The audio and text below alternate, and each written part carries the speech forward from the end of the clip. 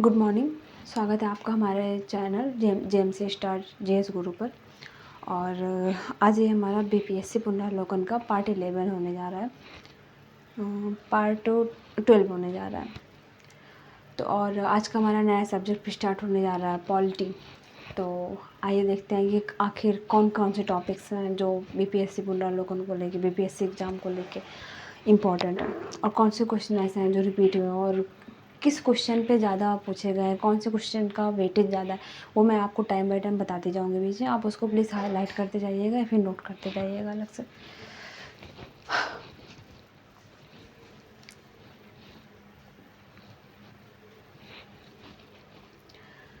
First question है संविधान सभा एवं संविधान निर्माण। तो इसकी प्रथम बैठक कब हुई थी? इसकी प्रथम बैठक हुई थी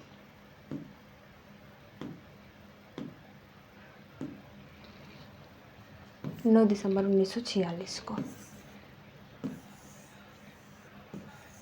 और राजेंद्र प्रसाद इसके स्थायी अध्यक्ष वर्ग के रूप में चुने गए थे। संविधान सभा का सभापति कब चुना गया था? तो ये चुने गए थे दिसंबर 1946 ईस्वी को।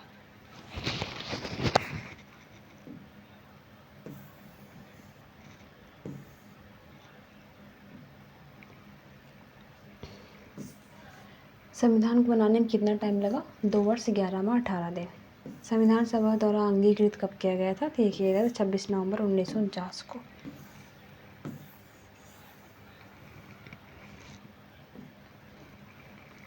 संविधान को 26 जनवरी के दिन लागू करने का निर्णय किस दिन लिया गया था? क्योंकि इस दिन कांग्रेस ने इस तिथि को 1930 में स्वतंत्रता दिवस के रूप में मनाया था।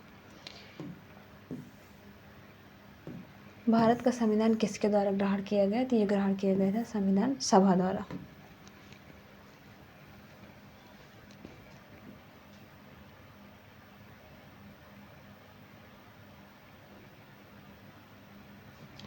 संविधान दिवस कब मनाया जाता है? तो ये मनाया जाता है 26 नवंबर को। अब आते हैं संविधान सभा की प्रमुख समितियाँ। 29 अगस्त 1947 को संविधान को लेखन समिति गठित की गई, जिसके अध्यक्ष डॉक्टर BR अम्बेडकर व अन्य 6 सदस्य थे। तो इस समिति के सदस्य नहीं थे, तो ये हो जाएंगे जवाहरलाल नेहरू।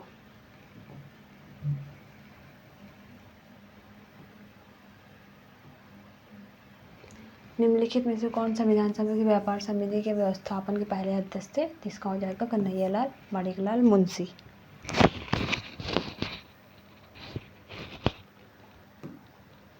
अब आता है हमारा संविधान के स्रोत। तो इसके लिए मैं आपको एक टेबल दिखा देती हूँ, उसी टेबल से आपके सारे क्वेश्चन सॉल्व हो जाएंगे।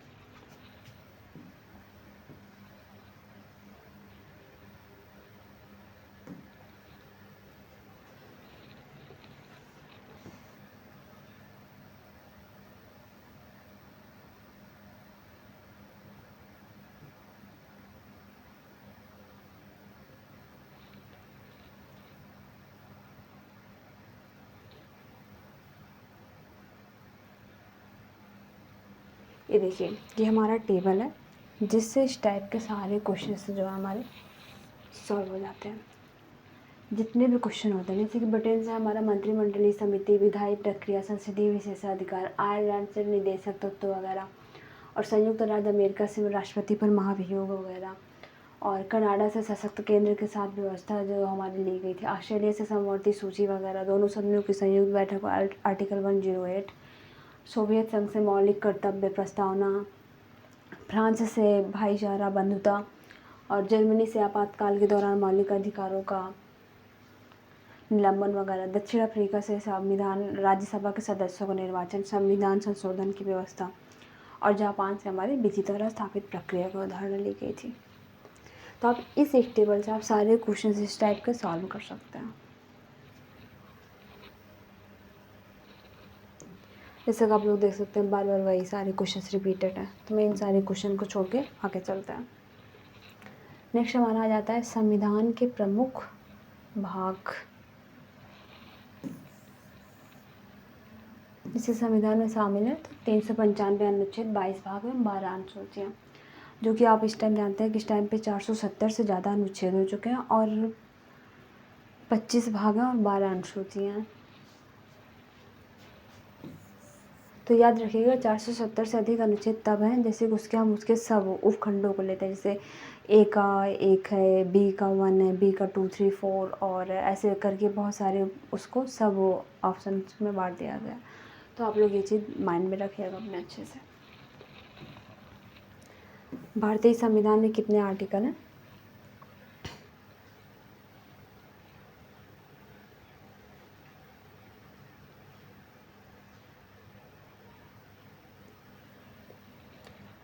भारतीय संविधान में वर्तमान में शामिल है तो कितनी धाराएं शामिल हैं? इसका आंसर है 400 से अधिक आर्टिकल शामिल हैं।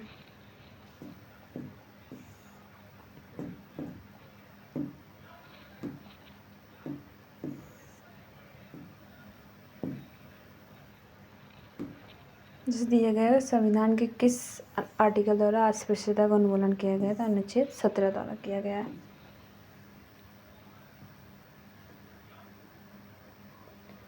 भारतीय संविधान के कौन से अनुच्छेद संवैधानिक प्रावधानों की संसद राज्य विधान पालिकाओं द्वारा बनाए गए नियमों का नाम प्राथमिकता प्रदान करता है? तो ये हो जाएगा हमारा अनुच्छेद 13।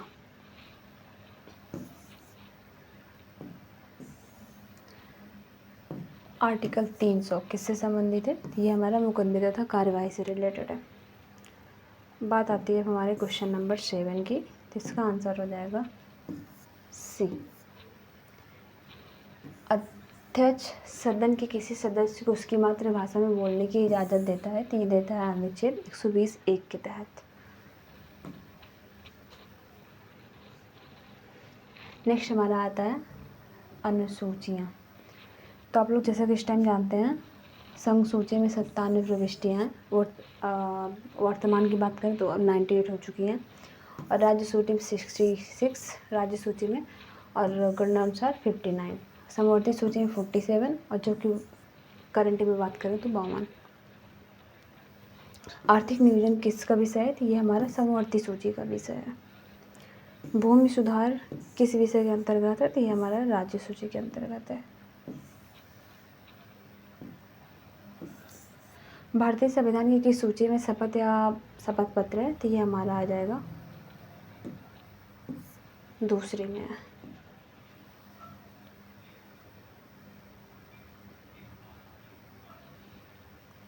सॉरी, यहाँ पे तीसरे में है, इसका मैंने गलती से तीसरा कर दिया। इसका आंसर बी है, तीसरा।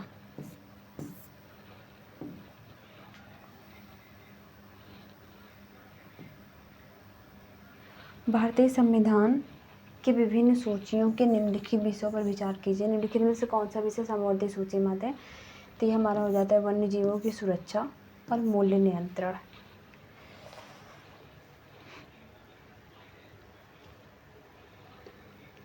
देखिए, जैसे कि समवर्ती सूची के जिन विषयों पर टकराव होता है तो उसमें संसद द्वारा प्रभावी कानून जो बनाएगा कानून तो वो प्रभावी हो जाता है। तो ऐसे विषय हैं हमारे जैसे कि वन्य जीव जंतुओं और पक्षियों का संरक्षण, समवर्ती सूची प्रविष्टि 17B।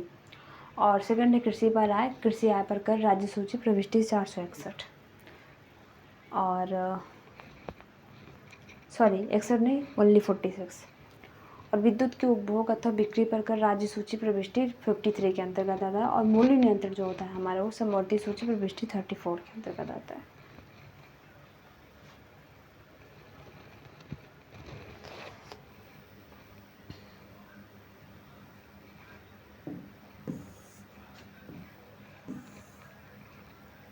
कौन सा विषय समवर्ती सूची में है? तो हो जाएगा शिक्षा।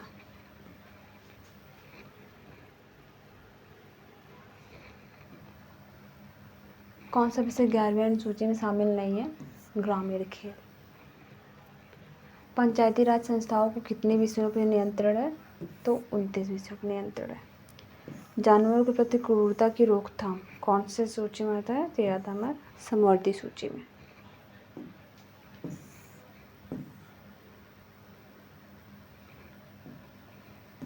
कौन सा युग्म सही सुमेलित नहीं है? तो अनुसूचित क्षेत्रों का प्रशासन 6ठी अनुसूची।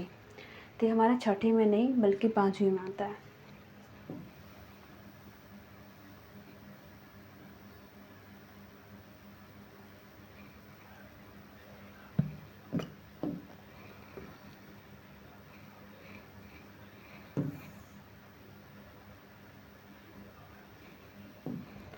भारतीय संविधान की सूची में से किसमें राज्यों की परिषद में सीटों के आवंटन के प्रावधान समाविष्ट हैं? तो ये चौथी में है।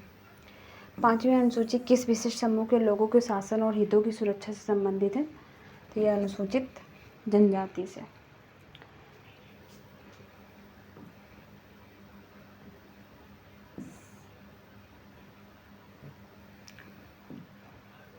भारतीय संविधान के निम्न में से किस अनुसूची में दल विरोधी अधिनियम के प्रावधान रखे गए हैं? तो ये हमारा रखा गया है 10वीं अनुसूची में।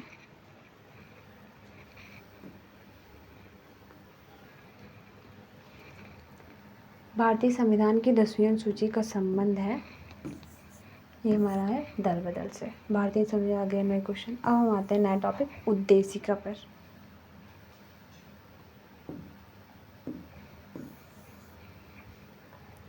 तो आइए देखते हैं एक्चुअल में उद्देशिका है क्या।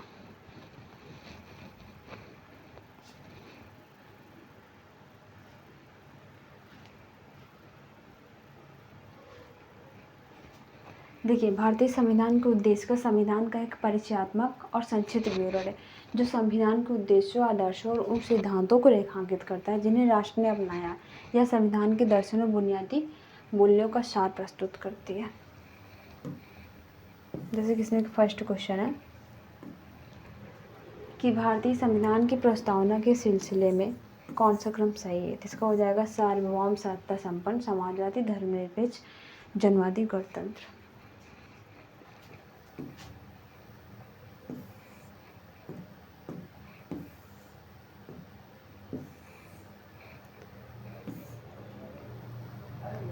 सेकंड का आंसर हो जाएगा हमारा डी, समाजवाद और धर्मनिरपेक्षता।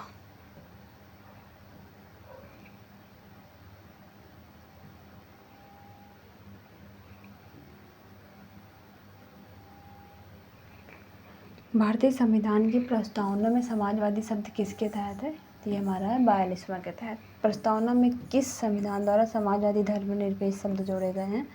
42वें द्वारा। 42वें द्वारा कौन से दो शब्द जोड़े गए? धर्मनिरपेक्ष एवं समाजवादी। भारतीय संविधान की प्रस्तावना में भारत को किस रूप में घोषित किया गया है?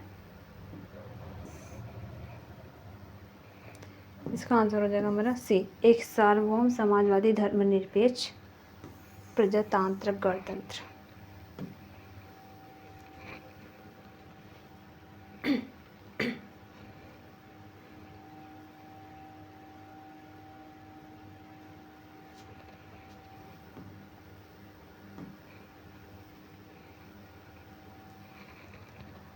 भारत में सार्वभौमिक लौकिक सार्वभौमिकता, क्योंकि भारत की प्रस्तावना आरंभ होती है हम भारत के लोक शब्दों से।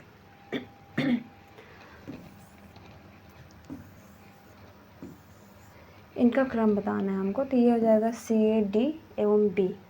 पहला हो जाएगा सार्वभौमिक, फिर समाजवादी, फिर उसके बाद धर्मनिरपेक्ष, फिर जाके प्रजातांत्रिक।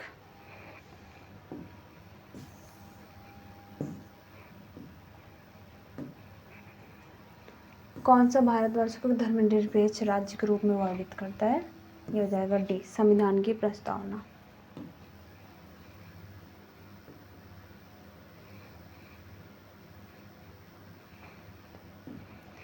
सर्वोच्च न्यायालय में संविधान का मूल ढांचा सिद्धांत किससे प्रतिपादित किया गया था? तो ये किया गया था केशवानंद भारती प्रकरण में 1973 में।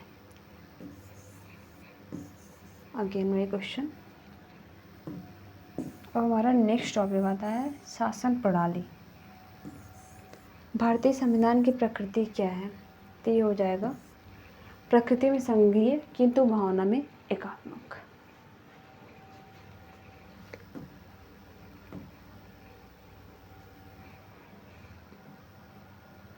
भारतीय राजनीतिक व्यवस्था इनमें से कौन सर्वोच्च है? तो संविधान। संघीय व्यवस्था के विषय में निम्नलिखित में से कौन सा है? सामान्यतः दो पद्धतियाँ होती हैं, संसदीय और अध्यक्षीय। भारत में ग्रेट ब्रिटेन का अनुसरण करते हुए संसदीय और संसदीय शासन व्यवस्था में व्यवस्थापिका के सदस्य कार्यपालिका का गठन करते हैं तथा कार्यपालिका व्यवस्थापिका के प्रति उत्तरदायी होती है। संसदात्मक शासन व्यवस्था में कार्यपालिका विधायिका द्वारा नियंत्रित होती है तथा न्यायपालिका कार्यपालिका में विधायिका के कार्यों की न्यायिक समीक्षा कर सकती है। राष्ट्रपति न्यायपालिका के प्रति जवाबदेह नहीं होता है।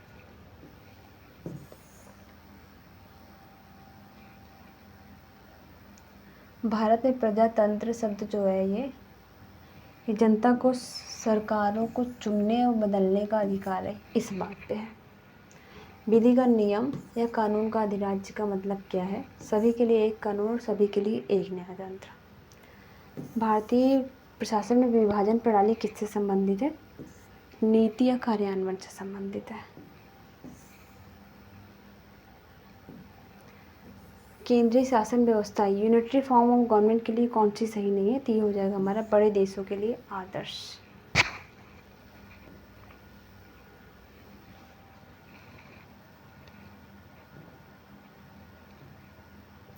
निम्नलिखित में से कौन सा कथन सत्य है? तो ये हो जाएगा संयुक्त राज्य अमेरिका में सरकार की संघीय प्रणाली है। अब आते हैं राज्य एवं संघराज्य क्षेत्र पर। दिल्ली है एक केंद्र शासित प्रदेश। सिक्किम भारत का एक राज्य बनाया गया था 35वें संविधान संशोधन के अंतर्गत।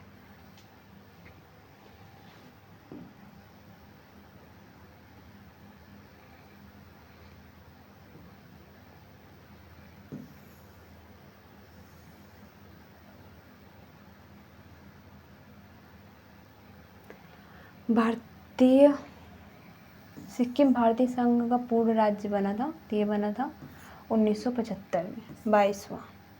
बिहार को काटकर एक प्रथम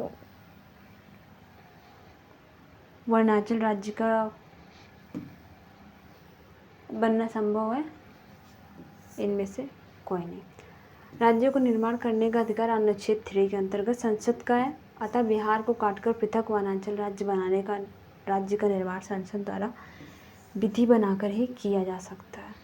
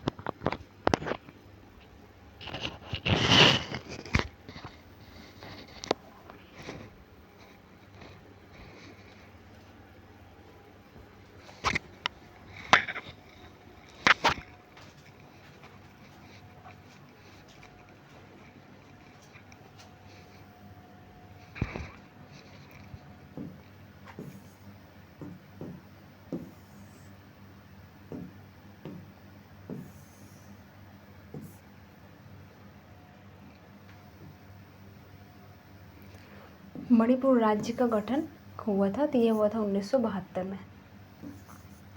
एक्ट 1971 के तहत 21 जनवरी 1972 को हुआ था। आज़ादी के बाद भाषा के आधार पर भारत के राज्यों का पुनर्गठन किस वर्ष हुआ था? तो ये हुआ था 1956 में।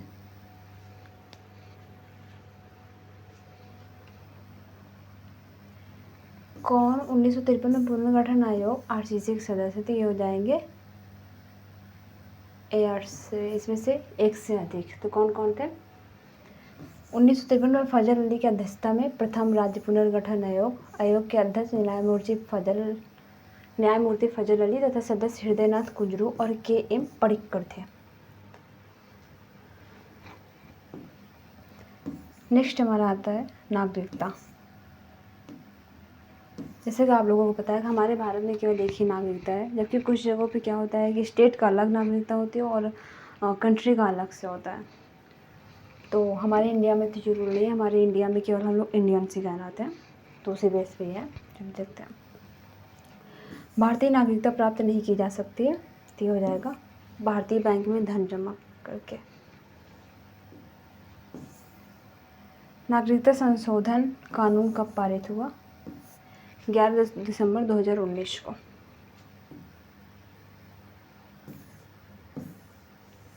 नागरिकता संशोधन अधिनियम 2019 का उद्देश्य क्या है? तो ये हो जाएगा अफगानिस्तान, बांग्लादेश और पाकिस्तान में उत्पीड़ित अल्पसंख्यकों को नागरिकता प्रदान करने के लिए। अब आते हैं हम मूल अधिकार पे। जैसा कि आप जानते हैं हमारे मूल अधिकार जो थे पहले 7 थे, अब इस टाइम पे 6 ही हैं। तो आइए देखते हैं कौन कौन से हैं। और ये हमारा भाग 3 में आता है। 12 से लेके 35 तक जो ये मौलिक अधिकारों को वर्णन किया गया और कुल 6 मौलिक अधिकार हैं।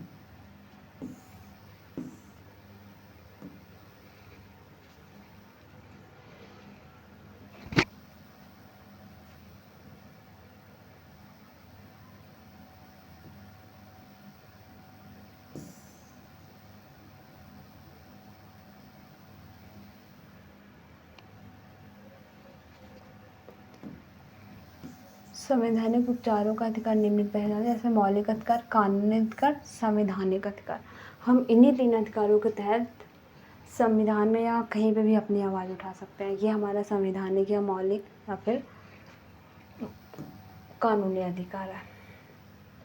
जैसे कि आप लोग इसका देखते हैं, इसका सामान्य जन का हित संरक्षित होता है और विद्यमान सामाजिक मूल्य एवं सामाजिक आवश्यकताएं अवरोध ना हो। यह हमारा मौलिक अधिकारों पर औचित्य और प्रतिबंध का प्रावधान करता है, किंतु इस औचित्य को ध्यान में रखता है।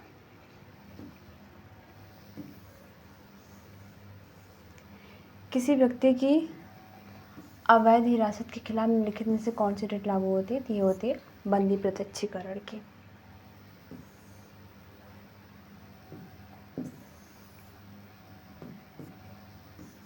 निम्न में से कौन सा अधिकार गैर नागरिकों को भी उपलब्ध है? ये संवैधानिक निराकरण का अधिकार। एक ब्रिटिश नागरिक जो कि भारत में रह रहा है किस अधिकार की मांग नहीं कर सकता है? व्यापार और व्यवसाय की स्वतंत्रता की।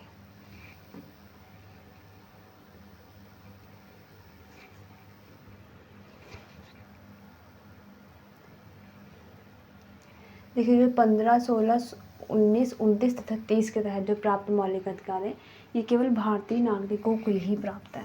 ये चीज़ आप लोग हाईलाइट कर लीजिएगा अपना। इसका है फर्स्ट और थर्ड सही है। अल्पसंख्यकों का अधिकार, भाषण और अभिव्यक्ति की स्वतंत्रता, ये हमारी क्या है? भारतीय नागरिकों को प्राप्त है, परंतु गैर नागरिकों को नहीं प्राप्त है। कौन सा मूल अधिकार भारतीय संवैधानिक नागरिकों को नहीं दिया गया है? संपत्ति का अधिकार। मौलिक अधिकारों की सूची में से संपत्ति का अधिकार किसके शासनकाल में निकाल दिया गया था? तो ये हो जाएगा मोरारजी देसाई।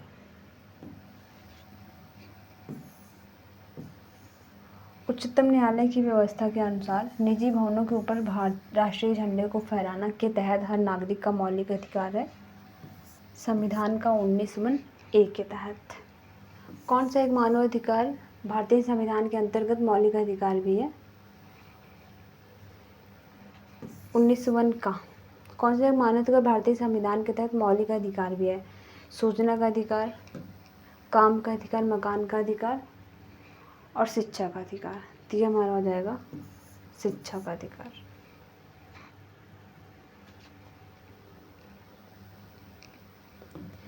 इसके एक्सप्लेनेशन को देख लेते हैं हम लोग।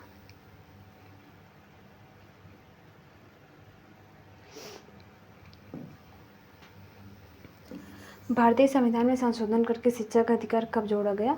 1 अप्रैल 2010 को जोड़ा गया था।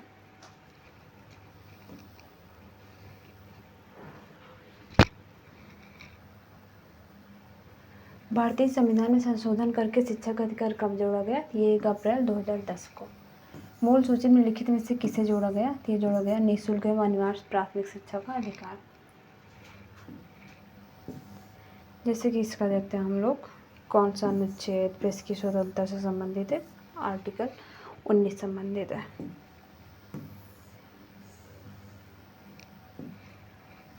संवैधानिक उपचारों में से किसे पोस्टमार्टम भी कहा जाता है? उत्प्रेषण।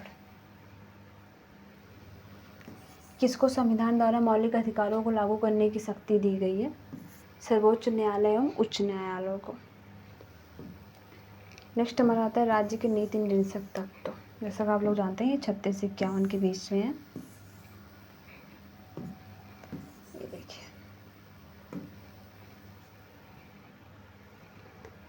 एक कल्याणकारी राज्य का आदर्श वर्णित है निदेशक तत्वों में।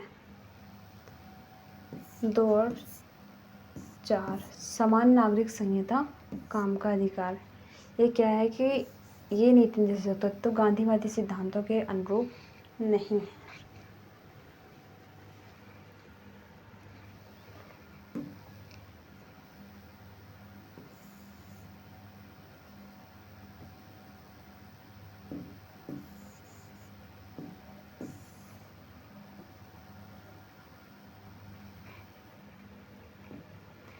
देखिए, ग्राम पंचायतों का गठन, कुटीर उद्योगों की प्रोन्नति, ये गांधीवादी सिद्धांतों के अनुरूप है।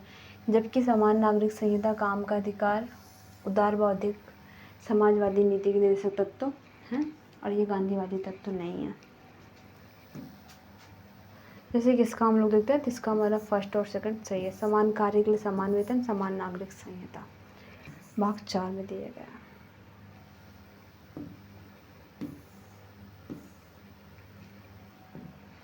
राज्य के नीति निर्देशक सिद्धांत किस प्रकार मौलिक अधिकारों से भिन्न है? सी। नीति निर्देशक सिद्धांत प्रवर्तनीय है जबकि मौलिक अधिकार नीति निर्देशक सिद्धांत प्रवर्तनीय नहीं है जबकि मौलिक अधिकार प्रवर्तनीय है। कौन सा अनुच्छेद पंचायत के गठन के लिए राज्य सरकारों का निर्देश देता है? तो ये हमारा हो जाएगा 40।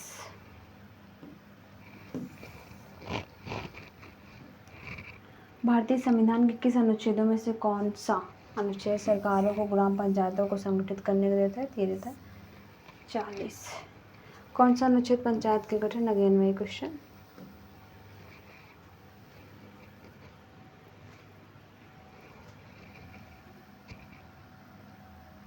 किसके अंतर्गत पंचायती राज प्रणाली की व्यवस्था की गई है? सी।